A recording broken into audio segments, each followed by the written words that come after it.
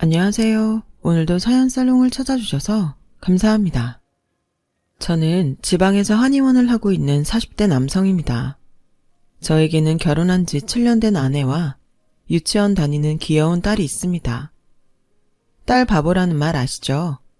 제 딸이 얼마나 깜찍하고 귀여운지 몰라요. 저와 아내의 러브스토리도 정말 장난이 아니에요. 제가 바보처럼 쫓아다녀서 아내를 만나게 되었답니다. 원래 집사람은 제 병원에 오던 환자 중 한 명이었어요. 집사람은 항상 자기 어머니를 데리고 병원에 내원해 어머니 약을 몇 첩이나 타가던 사람이었어요. 처음에는 그냥 얼굴도 곱구나 생각했었지만 점점 가면 갈수록 아내의 품성에 호감이 가더라고요. 왜냐하면 집사람은 어른들에게 정말 잘하거든요. 특히 장모님을 대할 때면 효녀라는 게 바로 느껴졌습니다. 요즘에 그런 사람 보기 힘들잖아요. 그렇게 저는 집사람의 고운 얼굴과 비단결 같은 마음씨를 보고 홀딱 반했습니다. 저는 제 마음을 깨달은 순간 고민도 하지 않고 바로 호감을 표시했죠. 요즘 같은 세상에 아내 같은 사람 또 찾기는 하늘의 별 따기일 것 같았어요. 지영씨, 혹시 주말에 커피 한잔 하실래요? 아니요, 괜찮아요. 저 커피 안 좋아해요. 하지만 집사람은 몇 번이고 거절하더군요. 그러다가 우연히 비가 오는 날 차를 끌고 퇴근하는데 우산도 없이 어느 가게 입구 앞에서 발만 동동거리고 있던 아내를 발견했습니다. 저는 절호의 기회다 생각하고 차에서 내려 아내에게 아는 척을 했어요. 제가 집까지 태워다 드릴게요. 타세요. 괜찮아요. 그냥 가세요. 그러다 비가 너무 거세게 내리자 아내는 제 차에 동승하게 되었어요. 아내의 집은 저희 집과 그리 멀지 않았어요. 제가 솔직하게 아내에게 물었죠. 혹시 제가 너무 부담스러우신가요? 아니요. 그게 원장님이 문제가 아니고요. 자기는 연애할 생각도 없고 더군다나 결혼 생각은 더더욱 없다고 했습니다. 솔직히 이렇게 말하면 포기해야 하잖아요. 그런데 몇 마디 나누고 나니 아내에게 더 푹 빠져들고 말았어요. 저는 당연히 아내를 설득했고요. 미녀를 얻으려면 용기는 필수잖아요. 그렇게 12번 찍어서 겨우 제 아내와 연애를 시작하게 되었어요. 아내의 마음을 열기까지는 많은 노력이 필요했어요. 전 정말 최선을 다했죠. 그런데 신기하게도 그전 연애들과는 다르게 하나도 힘들거나 피곤하다 느껴지지 않더군요. 저의 노력 덕분인지 저희는 결국 결혼에 골인했습니다. 물론 난관도 있었어요. 사실 저희 어머니는 제가 한의사라서 좀 극성이시거든요. 예전부터 저한테 이렇게 말씀하셨어요. 너는 아무리 못해도 사자 집안이랑 사돈을 맺어야 돼. 어릴 때부터 네가 얼마나 똑똑했는데 며느리는 꼭 우리 집안에 맞는 애를 데려와야 된다. 의사 만나서 팔자 고치려는 여자애들이 얼마나 많은 줄 아니? 어머니는 처음에 집사람을 보고 마음에 들지 않는다고 대놓고 티를 내셨어요. 집안의 격차가 너무 심하게 나는 것 같다고요. 이렇게만 듣는다면 저희 집이 떵떵거릴 만큼 막 부자일 것 같지만 딱히 그렇지도 않습니다. 그냥 먹고 살만한 정도일 뿐이죠. 큰형은 아버지에게 물려받은 작은 사업체를 운영 중이고 누나는 대학 출간 강사예요. 저는 대단하다고 생각하지도 않습니다. 그냥 저희 어머니가 좀 극성이신 거죠. 그래서 저희 아내에게 정말 미안하더군요. 저 하나만 믿고 결혼을 승낙해준 아내를 볼 면목이 없었습니다. 결혼해서도 어머니가 아내를 시집살이 시킬 게 뻔했어요. 하지만 착한 저희 집사람은 제게 괜찮다고 하더라고요. 어머니가 저를 많이 사랑해서 하는 말이라 이해할 수 있다고 했어요. 그때 생각했죠. 제가 정말 괜찮은 여자를 만난 거구나. 이 사람은 진짜구나 싶었어요. 그렇게 우여곡절 끝에 결혼한 후 저희에게 바로 선물이 찾아왔습니다. 바로 눈에 넣어도 안 아플 저희 딸 예지예요. 그런데 행복도 잠시. 그 즈음에 저희 어머니가 오랜만에 받은 건강검진에서 안 좋은 결과를 받으셨어요. 한의사인 제가 조금 더 어머니의 건강을 신경 썼어야 했는데 제 가정 챙긴다는 핑계로 그러질 못했습니다. 병원에서는 어머니가 신장이 많이 망가져 투석을 계속 받거나 이식을 하는 방법밖에 없다고 하는 거예요. 정말 큰 충격이었죠. 그날로 온 집안 식구들이 이식 검사를 했죠. 하지만 저를 포함한 모두가 적합하지 않는다고 나왔죠. 정말 청천벽력 같았는데요. 그런데 혹시 해서 검사를 받았던 제 아내가 제일 적합하다고 나온 겁니다. 사실 저는 일부러 아내에게는 검사를 받지 말라고 했었어요. 그때 집사람은 아이 낳은 지 얼마 되지도 않아서 산후조리 중이었거든요. 그런데도 아내는 어머니 소식을 듣고 병원에 불이 나게 달려와 검사를 했던 거죠. 이식에 적합하다는 결과를 받은 아내는 정말로 기뻐했습니다. 어머님한테 참 잘된 일이라고요.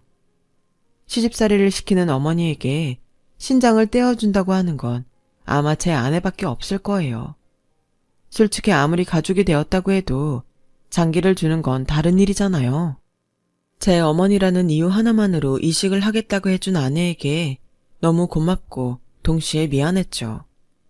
그렇게 아내는 어머니에게 신장 이식을 해주었어요. 다행히 어머니는 건강을 되찾으셨고요.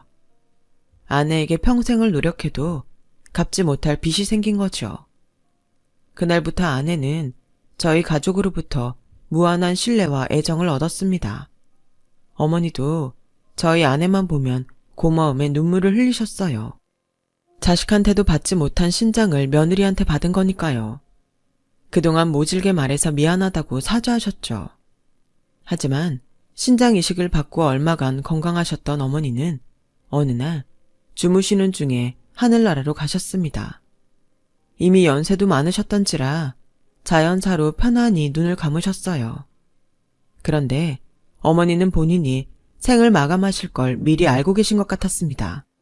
돌아가시기 일주일 전에 저희 아내에게 네 덕에 더 잘 살다 가신다고 너무 고맙다는 말씀을 하시더라고요. 아내에게 혹시 인생에서 급한 일이 있을 때 쓰라면서 어머니의 폐물을 물려주시더군요. 그렇게 몇 년이 흘렀어요. 저희 아내는 처음 만났을 때처럼 여전히 가정적이고 사랑스러운 여자였어요. 동시에 딸에게는 좋은 엄마이고요. 그런데 어느 날부터 아내가 밤마다 잠을 설치기 시작하는 거예요. 걱정이 되어서 아내에게 불면증이라도 생긴 거냐고 물어봤어요. 그런데 아내는 불면증은 아니라며 신경 쓰지 말라고 하더라고요.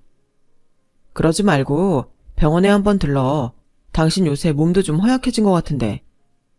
아니에요. 요즘에 입맛이 없어서 그런 거예요. 신경 쓰지 마요. 그런데 어쩌다 제가 자다 일어난 적이 있는데 아내가 누워있어야 할 옆자리가 비어 있었어요. 그 후에도 그런 일이 종종 있었던 것 같아요. 처음엔 저도 화장실이라도 갔나 생각하고 그냥 잠을 청했죠. 그런데 알고 보니 아내는 밤마다 자지 않고 서재로 가서 컴퓨터를 하고 있는 거예요. 저도 처음에는 대수롭지 않게 생각했어요. 잠이 오지 않아서 컴퓨터 게임이라도 하는 줄 알았죠. 하지만 컴퓨터에는 게임을 한 흔적이 없더라고요. 심지어 무슨 사이트에 들어갔는지 뭘 검색했는지 기록이라도 보려고 했었는데 흔적을 다 지운 건지 컴퓨터에 남아있는 게 하나도 없었어요. 아내가 제게 말 못할 고민이라도 생긴 건가 싶었죠. 그래서 전 이 고민을 제 친한 친구에게 털어놓았습니다. 그러자 친구가 푸하하 웃더군요. 야, 아무리 부부 사이라도 프라이버시는 있어야지. 뭘 그리 코치코치 알려고 그러냐? 재수씨는 시모한테 신장까지 떼어준 천사인데 뭐 이상한 짓이라도 하겠어? 그래, 내가 좀 예민한 건가? 친구의 말을 듣고 보니 제가 너무 과하게 생각한 건가 싶었죠. 저 또한 아내에게 모든 걸 다 말하지는 않으니까요. 아내에게도 아내만의 고민이 있을 수 있겠다. 그렇게 생각했어요. 그리고 진짜 중요한 고민이라면 분명 남편인 저에게 말했을 테니까요. 그렇게 나쁜 쪽으로 생각하지 않으려고 노력했지만 저는 아내의 불륜이 의심되기 시작하더라고요. 우선 아내는 저와의 대화를 피했어요. 예전 같았으면 퇴근하고 돌아와 차라도 마시며 도란도란 이야기를 나누었지만 아내는 마치 죄 지은 사람처럼 집안일만 했거든요. 어쩌다 갑자기 아내는 자신의 핸드폰에 알람이 울릴 때면 화들짝 놀라며 휴대폰을 주머니에 넣었습니다. 한두 번이 아니었죠. 그때마다 전 아내의 행동에 대해 모른 척 할 뿐이었고요. 하지만 텔레비전에서 보았던 외도 않는 사람의 행동들이 생각났어요. 믿고 싶지 않았지만 몇 가지 행동이 아내의 최근 모습과 들어맞더군요. 그리고 솔직히 제 아내가 이제 나이는 좀 들었지만 밖에 나가면 여전히 미인이라는 소리를 듣습니다. 그때쯤 하필 아내의 바깥 출입이 잦아졌었어요. 생전 집안일과 저랑 딸밖에 모르는 사람이 밖으로 돌았거든요. 주말에도 친구와 모임이 있다는 핑계로 밤늦게 왔죠. 결국 저는 반신반의하는 마음으로 아내의 행적을 감시하기로 결심했어요. 한편으로는 제 어머니에게 신장 이식까지 해준 아내를 의심한다는 것 자체가 너무 미안하고 양심에 찔렸지만 이대로 저 혼자 끙끙 앓고 있을 수만도 없는 노릇이었어요. 저는 먼저 아내가 자주 입는 코트부터 뒤져봤는데 아무것도 나오지 않더군요. 그 다음에는 아내 가방을 뒤져야겠다는 생각이 들었습니다. 아내가 요리하는 틈을 타서 가방을 열어보았죠. 역시나 아무것도 나오지 않았어요. 그러다 며칠 후 저는 아내가 부쩍 화장대에서 시간을 많이 보낸다는 걸 깨달았어요. 보통 남자들은 여자 화장대를 쓸 일이 없으니까 그곳에 뭔가 있을 것 같다는 직감이 들었죠. 아니나 다를까 아내의 화장대의 제일 밑서랍 깊숙한 곳에서 사진 한 장을 발견할 수 있었어요. 그건 남자의 증명사진이었죠. 사진 속 남자는 되게 앳돼 보였고 끽해봐야 대학생일 것 같았어요. 마음속에 불화산이 생긴 것처럼 부글부글 끓더군요. 어떤 놈인지 모르지만 잡으면 죽여버리고 싶었어요. 분명 제 착한 아내를 구슬려 나쁜 짓을 하게 만든 남자 제비일 거라는 생각이에요. 그렇게 한동안 저는 아내의 일과를 눈여겨본 결과 매주 주말마다 아내가 어디론가 가는 걸 알게 되었어요. 딸아이까지 다른 데 맡겨두고요. 결정적으로 아내가 결혼 전부터 가지고 있던 통장에서 돈이 인출된 흔적과 어머니께서 물려주셨던 반지나 목걸이들도 없어진 것들이 있더군요. 이쯤 되니 반박할 여지도 없이 불륜이 확실하다 싶더군요. 그것도 한참이나 어린 제비랑 말이죠. 저는 비슷한 경험이 있는 친구에게 이 사실을 털어놓았는데요. 그 친구의 아내도 어린 제비한테 빠져서 몸과 마음을 물론 살던 집까지 싹싹 털렸습니다. 그런데 사람 사는 일이 참 웃긴 게 제 친구는 그런 일을 겪었는데도 이혼 안 하고 잘만 살고 있습니다. 살다 보니 그렇게 된대요. 자식도 있고 아무튼 그렇다고 하더군요. 사실 저도 아내가 불륜을 저질렀어도 이혼을 해야 할지는 잘 모르겠더라고요. 딸아이 생각과 동시에 돌아가신 어머니 생각까지 났거든요. 결국 저는 아내 모르게 아내의 내연남을 조용히 만나 해결하는 게 제일 낫다고 생각했죠. 조용히 아내와 헤어져 달라고 부탁할 생각이었어요. 물질적인 걸 요구하면 들어주고서라도요. 그러려면 그 남자에 대해 알아봐야 했죠. 결국 저는 집사람의 가방 속에 소형 녹음기를 설치하게 되었어요. 그러고는 아내가 내연남을 만나러 가는 주말을 기다렸어요. 속이 타들어가 아내와 같이 있기도 싫더군요. 제 아내는 아무것도 모른 채 저한테 무슨 안 좋은 일이 있냐고 상냥히 물었지만 전 퉁명스레 대답했고요. 여보, 안색이 왜 그렇게 어두워요? 병원 일이 많이 힘들어요. 먹고 사는 일이 다 그렇지 뭐. 들어가서 잘게. 그리고 그렇게 기다리던 주말이 왔어요. 저는 아내가 외출해서 돌아오고 잠에 들자마자 가방에 있던 녹음기에 녹음된 내용을 확인했습니다. 손이 덜덜 떨리고 심장이 터질 것 같았어요. 집을 나선 아내는 버스를 타고 꽤 멀리 가는 것 같았어요. 버스 안내음 소리가 들렸거든요. 그러다 사람이 좀 있는 시내에서 내리는 것 같더군요. 그리고는 어느 카페에 들어갔습니다. 종업원의 인사소리가 들렸어요. 그리곤 이내 오셨어요? 목소리를 들어보니 나이대가 사진 속 그 어린 남자가 맞는 것 같았어요. 남자는 제 아내에게 반갑게 인사하더군요. 둘은 내연남이 입고 온 과 점퍼 얘기를 했어요.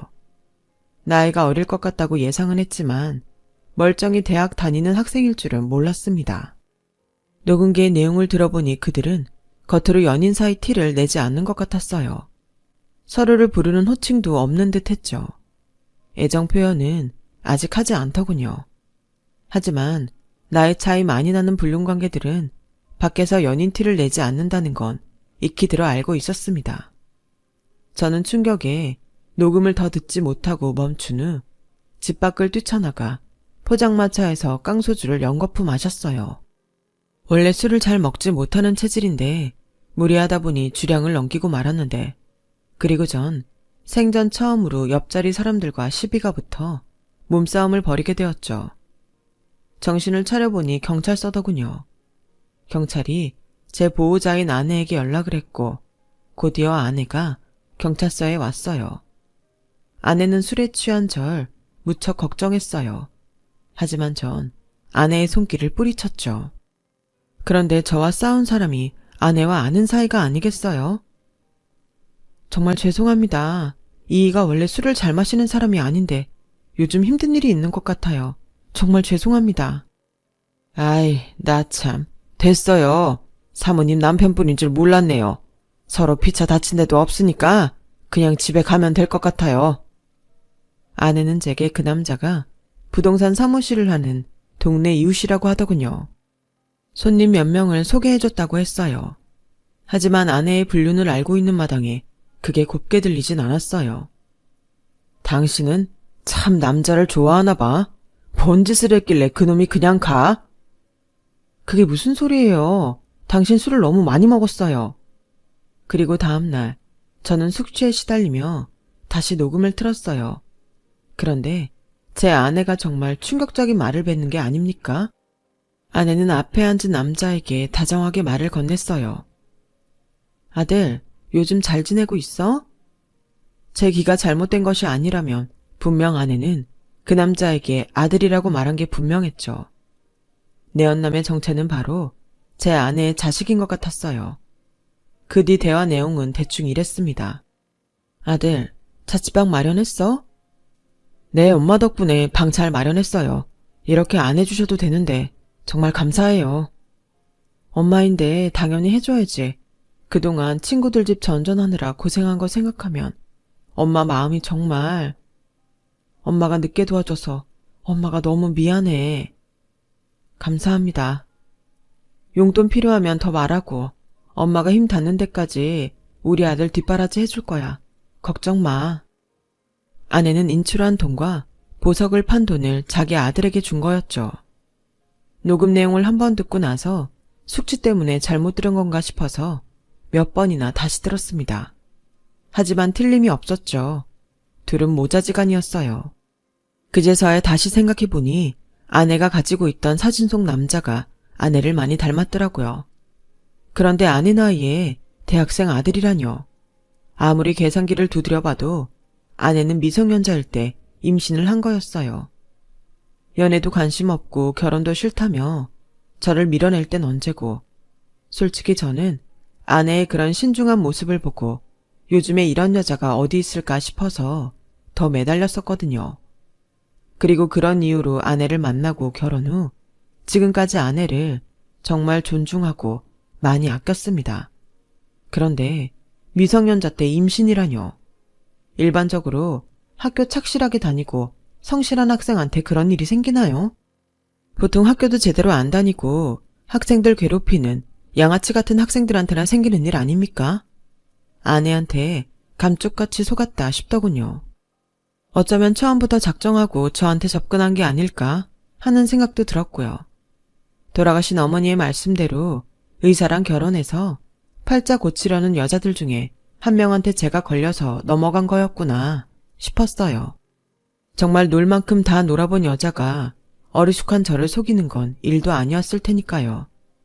제가 알고 있던 상냥하고 조신한 효녀 이미지까지 전부 다 아내가 만들어낸 가짜였을지도 모른다는 생각에 배신감으로 치가 떨리더군요. 그리고 처녀 때 자기가 일해서 모아놓았던 돈도 있었지만 제가 뼈 빠지게 일해서 번 돈도 포함이 된 돈과 돌아가신 어머니가 주신 폐물 판 돈으로 남의 아들 힘 닿는 데까지 뒷바라지 하겠다니요. 누구 마음대로요. 그동안은 어머니도 살아계시니 들키면 뒷감당 못할 것 같아 조용히 살았던 것 같았습니다.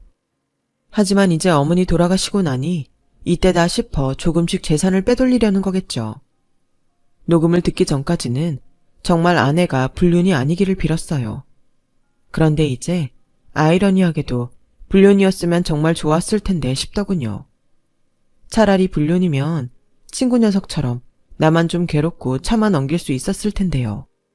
딸애한테 이복 오빠가 생기는 건 차원이 다른 문제지 않습니까? 그리고 이제는 어떻게 살아왔는지 알 수도 없는 여자에게 제 딸을 맡길 수 없다는 생각도 들었습니다. 저는 며칠 동안 어디 말도 못하고 끙끙 앓으며 고민했습니다. 하지만 결국 이혼은 불가피하다는 결정을 냈죠. 저는 딸애가 너무 어리니 일단 이혼 사실을 숨기고 아내는 멀리 유학을 갔다고 거짓말을 해야겠다고 생각했죠. 그러려면 아내가 조용히 이혼을 받아들이고 거짓말에 협조해야 했습니다. 며칠 후 주말, 저는 딸애를 누나 집에 맡겼어요. 누나에게는 아무런 사실도 말하지 않았죠. 그리고 아내에게 할 말이 있다고 했어요. 우리 이혼하자. 여보, 그게 갑자기 무슨 말이에요? 여자라도 생긴 거예요? 전 아내의 말에 헛웃음이 나왔습니다.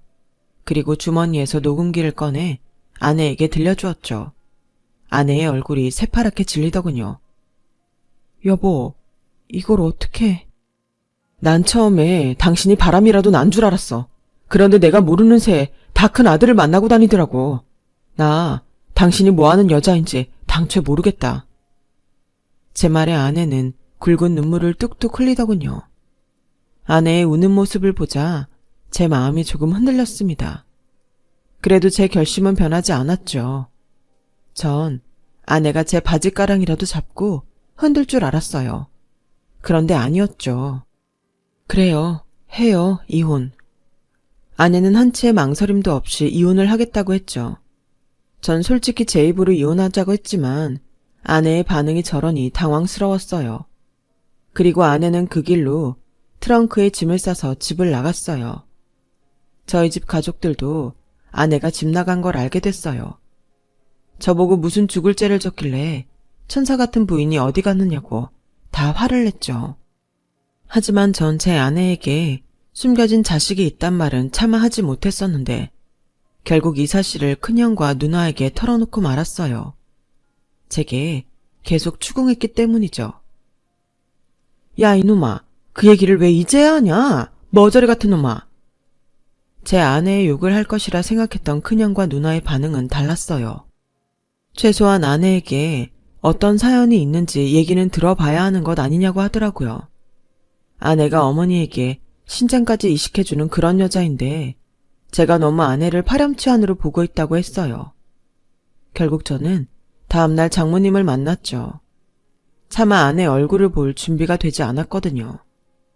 장모님은 제 얘기를 들으시고 하염없이 울면서 미안하다 하셨어요. 그리고 아내의 과거 얘기를 듣게 되었어요. 사실 아내는 고등학생 때까지 시골에 살았어요. 저도 아내 친정에 갔다가 어릴 적 사진을 봐서 알고는 있었습니다. 아내와 아이 아빠와는 한 동네 사는 친구였다고 하더라고요. 어릴 때부터 친하게 지내며 자연스럽게 사귀고 당연히 결혼까지 할 줄 알았대요. 그러다 두 사람은 고등학생 때 실수로 덜컥 애를 가졌다고 합니다. 둘 다 어리고 가진 것도 없었지만 아이를 키운다고 고집을 부렸대요. 그리고는 둘 다 그날로 고등학교도 자퇴하고 아이 아빠는 생활비와 기저귀 값을 벌러 일용직에 일을 하러 나갔다고 하는데 그때 불의의 사고로 그만 세상을 떠난 겁니다. 만삭인 아내는 충격에 조산을 했고 장모님은 아내에게 아이가 태어나다가 죽었다고 거짓말을 하게 되었다고요. 아이를 먼 친척에게 입양을 보냈다고 합니다. 장모님 딴에는 아내를 위해서 최선의 선택을 하신 거라더군요. 딸이 미혼모로 사는 꼴을 죽어도 못 보겠다고요. 그렇게 아내는 아이가 죽은 줄로만 알고 20년 가까이 살았다고 해요. 장모님은 간간히 친척을 통해 아이 소식을 들었고요. 그런데 애가 그 집에 가서 잘 지낸 건 아니었나 봐요. 입양을 가자마자 그 집에 자식이 생긴 거죠. 그날로 찬밥 신세로 컸다고 하는데, 그러다 고등학생 때 우연히 가족들이 하는 얘기를 듣고 친엄마인 아내를 수소문해 찾아왔다고 하더군요.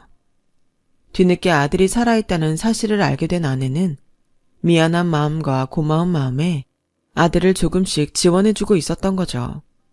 너무 충격적인 얘기에 할 말을 잃었어요. 아내에게 그런 기구한 사연이 있는 줄 꿈에도 몰랐어요. 아내를 마냥 나쁘게 생각했던 제가 정말 한심하더군요. 아내가 받았을 아픔이 얼마나 컸을지 상상도 되지 않았어요. 어머니에게 신장이식을 해줄 때에도 제가 미안해할까봐 생색 한 번도 내지 않았던 아내에게 저야말로 몹쓸 짓을 한 기분이었어요. 결국 저는 장모님에게 아내의 거취를 알아냈어요. 아내는 고시원에서 생활하고 있더군요. 그런 아내를 보자 눈물이 나더군요. 저는 바로 아내에게 사과했습니다. 아내도 자기 과거를 미리 얘기하지 않아 미안하다고 했어요. 당신 볼 면목이 없어. 미리 말 못해서 미안해. 처음부터 당신이 좋았지만 내가 넌 볼 사람이 아니라는 생각에 다가서지도 못했었어. 그런데 당신이 좋아지는 마음을 어떻게 할 수 없더라고. 정말 미안해 여보. 결혼 전에 다 밝혔어야 했는데. 아니야, 울지 마. 나도 당신 얘기 들어보지도 않고 무작정 나쁜 의심만 했어. 미안해. 이제 집에 가자. 저는 결국 아내 아들과 가족처럼 지내기로 결심했어요.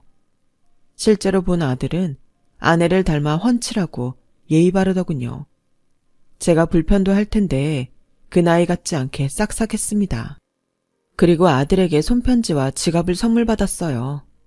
저는 아들과 친해지려고 목욕탕도 같이 갔어요. 확실히 딸과 다른 느낌이더군요. 딸 말고 아들이랑만 할 수 있는 게 몇 가지 있잖아요.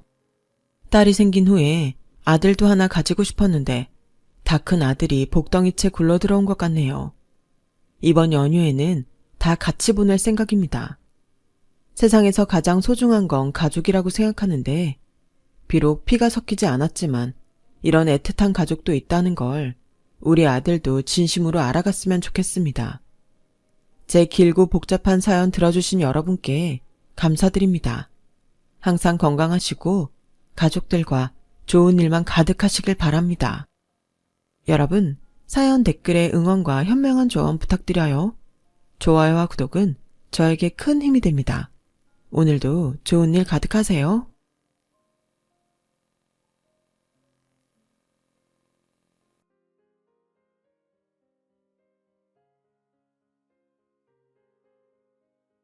안녕하세요. 오늘도 사연살롱을 찾아주셔서 감사합니다. 제 나이 13살, 부모님의 이혼으로 아빠와 함께 살게 되었어요. 엄마라는 이름을 지우고 살게 되었죠. 사실 제 입으로 말하기 부끄럽지만 엄마가 다른 남자와 바람이 났거든요. 그렇게 이혼하게 된 저희 아빠는 이제 곧 중학생이 될 저와 둘이 살게 되었죠. 아빠는 어린 제가 아무것도 모를 거라고 생각했지만 저는 다 알고 있었어요. 분명한 잘못이 누구한테 있는 건지를. 저 앞에서 애써 괜찮은 척하는 아빠를 위해 그 일 이후로 엄마 이야기를 해본 적이 없어요. 그만큼 빨리 철이 들어야 했어요. 미대를 나온 아빠는 저를 키우기 위해서 불안정적인 화가의 꿈을 포기하셨어요. 동네에서 분식집을 하시면서 제가 엄마의 빈자리를 느끼지 못하게 서포트 해주셨고요. 저도 하루라도 빨리 어른이 돼서 아빠 어깨의 짐을 덜어드리고 싶었어요. 정말 코피나도록 공부했고 로스쿨에 진학해서 변호사가 되었죠. 변호사 면허증 나오는 날 아빠는 엄마 없이도 잘 자라줘서 고맙다며 눈물을 흘리시더라고요. 처음 보는 아빠의 눈물에 저도 아빠 품에서 6살짜리 아이가 된 듯 펑펑 울었습니다. 그렇게 시작한 변호사 생활은 어렵긴 했지만 배울 것도 많았고 아빠에게 조금이나마 보탬이 될 수 있다고 생각하니 힘들다는 생각은 전혀 안 들더라고요. 로펌의 막내 변호사로 일하던 저는 스타트업 회사의 특허 관련 자문을 맡게 되면서 한 남자를 알게 되었어요. 그저 좋은 프로그램만 만들면 된다고 생각한 의뢰인은 특허를 낼 생각을 못했고 다른 업체에서 먼저 낸 특허 때문에 2년 동안 밤잠 안 자며 개발해서 내놓은 어플이 특허 소송이 걸렸던 거죠. 시작도 못 해보고 개발비를 다 날릴 위기에 놓인 상황이었어요. 자세히 살펴보니 석연치 않은 부분들이 많더라고요. 그와 일주일에 두세 번 만나면서 소송 준비를 했고 재판 결과 승소해서 무사히 그가 어플을 출시할 수 있게 도울 수 있었어요. 재판 한 달쯤 후인가 그에게 연락이 왔는데요. 최 변호사님, 혹시 저 기억하세요? 저 신동훈이에요. 의뢰인들한테 전화 오면 대부분 안 좋은 일로 오는 경우가 많아서 무슨 일이 생긴 건가 하고 전화를 받았습니다. 그는 제 덕분에 어플이 대박 났다더군요. 꼭 한번 식사 대접하고 싶다고 했죠. 사실 그냥 저는 돈 받고 제가 할 일을 했을 뿐인데 식사 대접은 너무 부담스러워서 몇 차례나 거절했지만 그는 꽤나 집요한 구석이 있었어요. 그의 집요함에 못 이기는 척 식사 자리로 나가게 되었습니다. 그곳에서 그를 보고 두 가지 놀라운 점이 있었어요. 소송 준비할 때 그는 그냥 계속 추리링 차림의 모습이었는데 한 달 만에 만난 그는 그때와 전혀 다른 성공한 사업가의 모습이 보이는 듯 했죠. 그 상황에 또 한 번 놀라고 웃긴 건 그가 최소 30대 중반으로 보이는 노안이라는 거였습니다. 사실 저도 로스쿨에 변시까지 준비한다고 고시원에서 박혀 고생했다 보니 한 노안한다는 소리 듣는 사람인데 그 역시 매일 컴퓨터 앞에서 코딩만 하다 보니 얼굴이 팍 사가버렸다고 껄껄 웃더라고요. 우리는 30살 동갑이었거든요. 참 특이하게도 노안이라는 공통점은 사이를 더 친밀하게 만들어줬어요. 가끔 소주 한잔 하는 사이로 발전하게 되었죠. 그렇게 1년간 애매한 관계가 지속되던 저희는 그의 고백으로 사귀게 되었어요. 나중에 알고 보니 그는 소송 당시 때부터 관심이 있어서 밥 먹자고 연락했고 1년간 계속해서 자기 마음을 드러냈는데도 공부한다고 고시촌에 박혀만 있다 보니 연애세포가 다 죽어버렸던 제가 1년 동안 그걸 알아차리지도 못했던 거였어요. 고백을 받고서야 저도 그에게 관심이 있었다는 걸 깨닫게 되었어요. 30 넘어 처음 해보는 연애는 너무나 설레는 일이었습니다. 그와의 결혼까지 꿈꾸며 행복한 시간을 보내고 있었던 어느 날 뜬금없이 18년 전 저와 아빠를 버리고 떠난 엄마가 제 결혼에 큰 걸림돌로 등장하게 되었어요. 슬슬 결혼할 나이도 되면서 남자친구는 자신의 엄마가 운영하는 카페로 저를 초대했죠. 예비 시어머니께 잘 보이고 싶었던 저는 미용실까지 가서 평소 잘 하지도 않는 메이크업까지 받고 찾아뵙게 되었어요.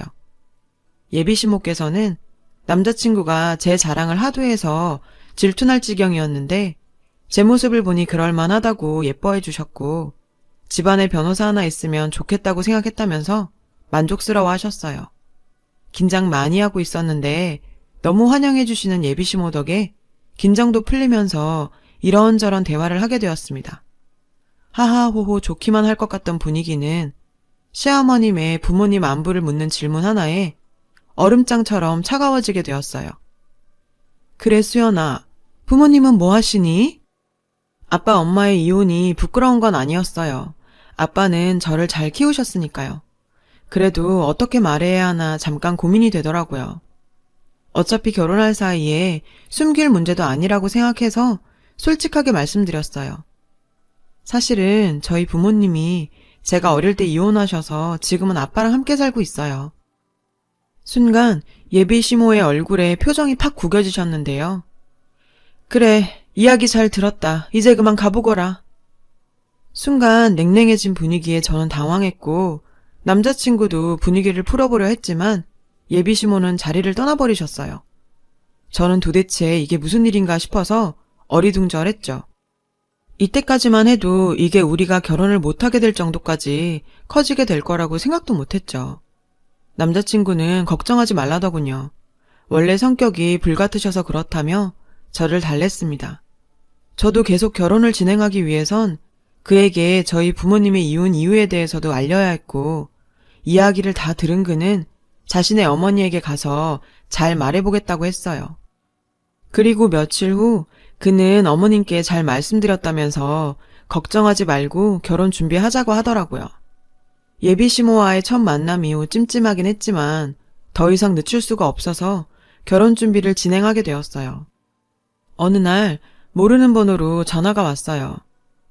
변호사씩이나 되는 애라 똑똑하게 알아들을 줄 알고 길게 말 안 했는데 동훈이가 물러 터져서 너한테 말 안 했나 보구나. 난 이혼한 부모 밑에서 큰 애라 우리 아들 결혼시킬 생각이 없다. 그애 걱정 안 해도 된다는 말과 달리 예비시모는 제가 이혼한 부모 밑에서 자랐다는 이유로 끝까지 결혼을 반대하셨어요.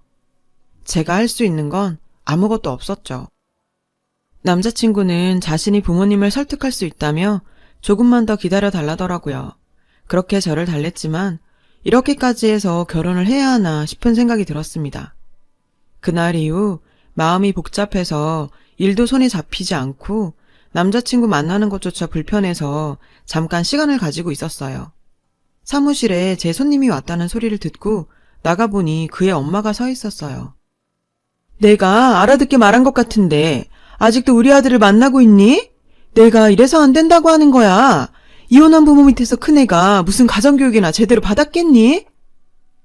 로펌에서 아직도 가장 막내 변호사라 행동 하나하나 눈치 보면서 지내고 있었는데 갑작스럽게 남의 직장에 찾아와서 악담 붙는 예비시모 때문에 의도치 않게 제 개인사가 로펌 사람들에게 공개돼 버렸는데요. 야, 내가 듣자 하니 너희 엄마가 바람나서 이혼한 거라면서. 얘, 바람도 유전이다. 유전이라는 통계가 있어. 알아?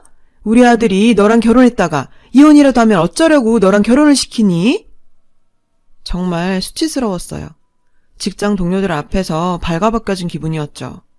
제 파혼 소식과 왜 내 입으로도 말 못하는 개인사를 남의 입에 의해서 공개돼야 하는 건지 참. 그리고 그 여자의 마지막 한마디는 간신히 잡고 있던 이성의 끈을 놓게 만들었어요. 아참, 너희 아빠 자꾸 나한테 전화하지 말라고 해라. 결혼 못 시킨다고 알려주려 전화했더니 그 다음날부터 집착병 환자처럼 전화를 해대네. 이러니 이혼하는 데는 다 이유가 있어. 그러니 너희 엄마가 도망을 가지. 저희 아빠까지 조롱하는 모습에 순간 저도 이성을 잃었어요. 이 미친 X의 머리채를 잡아버렸는데요. 바깥에서 지켜보고 있던 동료들이 아수라장이 된 제 사무실에 들어와서 저를 뜯어 말려서 겨우 진정이 되었습니다. 나도 이 결혼 안 해. 너 같은 시어머니 모실 바에 내가 그냥 노처녀로 늙어 죽는 게 낫지. 이혼 부모 밑에서 커서 그렇다고? 당신 같은 쓰레기 부모 밑에서 큰 동훈 씨가 더 불쌍하네요. 직장에서 개인사가 적나라하게 드러나버린 저는 더 이상 그 로펌을 다닐 수가 없어 퇴사하게 되었습니다. 남자친구와도 결별을 고하게 되었어요. 남자친구는 이렇게 헤어질 수는 없다며 매달렸지만 더는 그 여자랑 엮이고 싶지 않았어요. 무엇보다 용서할 수 없는 건 저에게만 그런 모욕을 한 게 아니었어요. 그 여자는 저희 아빠에게도 전화해서 이혼 과정에서 자란 아이는 며느리로 받아줄 수 없다며 딸아이 정신 차리게 하라고 쏘아붙였답니다. 아빠는 자신의 이혼 때문에 제가 이런 대접을 받고 있다는 사실에 큰 충격을 받으셨다고 했어요. 어떻게든 문제를 해결해보고자 그 여자에게 이런저런 제안을 해봤다는데 그 여자는 저한테 얘기했듯 이렇게 집착을 하니 마누라가 바람피고 도망간 거라며 오히려 조롱을 했다네요. 아빠는 저에게 말도 못하고 끙끙 앓고 계셨던 거였어요. 이미 모든 걸 끝내고서야 알게 된 사실에 정말 손이 부들부들 떨렸지만 아빠가 그러지 말고 잊고 살라며 말리시는 통에 제 가슴속에 상처로 묻어두게 되었어요. 그렇게 3년이 흘렀습니다. 저도 그 일에 대한 기억이 흐릿해져 갈 때쯤 저와 아빠에게 지울 수 없는 상처를 준 그 여자를 생각지도 못한 장소에서 다시 보게 되었어요.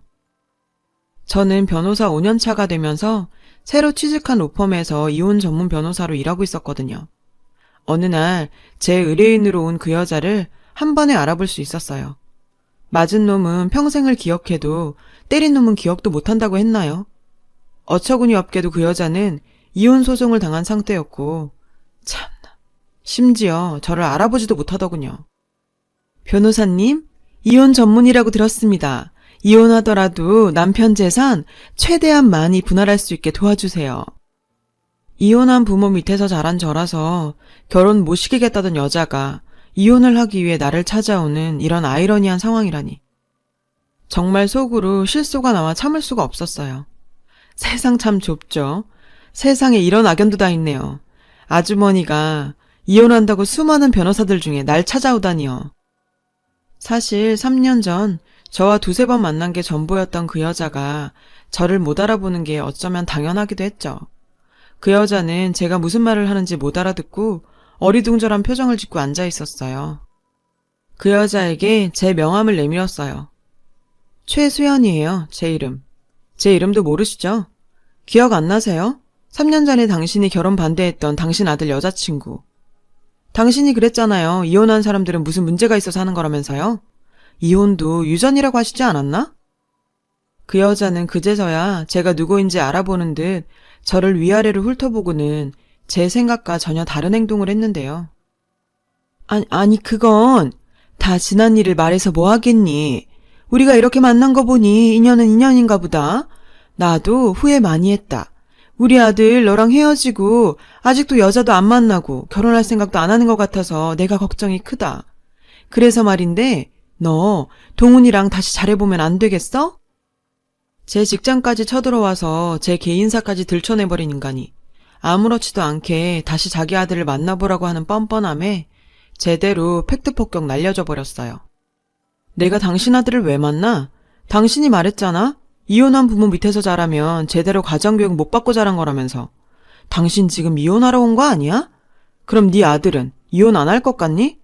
당신 말대로 하면 이혼 확정인 남자를 내가 왜 다시 만나? 그리고 뭔가 착각하는 것 같은데 당신 과실로 이혼 소송 당해서 여기 온 거야. 당신 남편한테 빌어도 모자랄 판에 재산 분할을 도와달라고? 진짜 불륜 저지르다 걸려서 이혼 소송 당해 변호사를 찾은 주제에 용감한 건지 멍청한 건지 재산 분할까지 요구하는 무식한 그 여자는 아직도 정신을 못 차린 듯 보였어요. 나도 변호사이기 전에 인간이야. 내가 어떻게 당신 변호를 하겠어? 그리고 내가 한 가지 알려줄까? 3년 전에 당신 아들 나한테 무릎 꿇고 빌면서 당신 버리고 나한테 오겠다던데? 그건 알란가 모르겠네. 항상 무례하고 뻔뻔하게 굴던 그 여자는 자기 아들이 본인을 버리려고 했다는 말을 듣고는 상당히 충격에 빠진 모습이었어요. 아무 말도 못한 채 얼빠진 표정으로 휘청거리면서 제 사무실을 나갔어요. 남편한테 버림받고 아들한테도 버림받은 그 여자 뒷모습을 보고 있자니 자업자득이라는 말이 딱 떠올라서 속이 다 후련하더라고요. 3년간 가슴속에 묻어둔 답답함을 풀고 나니까 몸도 마음도 홀가분해졌습니다. 제 일도 술술 잘 풀렸어요. 변호사로서 회사에서 입지도 탄탄해졌고 만나고 있던 사람에게 프로포즈 받아서 내년에 결혼 약속까지 잡게 되었죠. 무엇보다 달라진 건 저희 아빠의 삶이에요. 저를 홀로 키우기 위해 본인의 꿈인 그림 그리는 것도 포기하고 살았던 아빠께 얼마 전 작은 화실을 선물해드렸거든요. 다시 그림 그려보는 게 어떠냐며 제안했죠. 아빠는 분식집도 접고 매일 화실에 들어가셔서 작품 활동하고 계세요. 그림 그리면서 행복해 하시는 모습을 보니 지금까지 제가 아빠의 삶을 뺏은 것 같아 너무 죄송한 마음이 들었네요. 저도 제 자식을 낳고 살아갈 텐데 아빠처럼 자식을 위해 살 수 있을까 생각 들 정도로 아빠의 사랑은 컸습니다. 사람마다 개인의 사정이 있고 사연이 있는 건데 자신의 삶, 한 치 앞도 못 내다보면서 다른 사람에게 상처부터 주는 그런 사람들과는 아예 차원이 다르신 분이죠. 제가 행복하게 잘 사는 게 아빠한테 보답하는 길이겠죠. 아빠한테 세상 감사합니다. 이런저런 일을 겪고 두서없이 쓴 사연 들어주셔서 감사합니다. 좋은 일들만 있으시길 바랍니다. 여러분, 사연 댓글에 응원과 현명한 조언 부탁드려요. 좋아요와 구독은 저에게 큰 힘이 됩니다. 오늘도 좋은 일 가득하세요.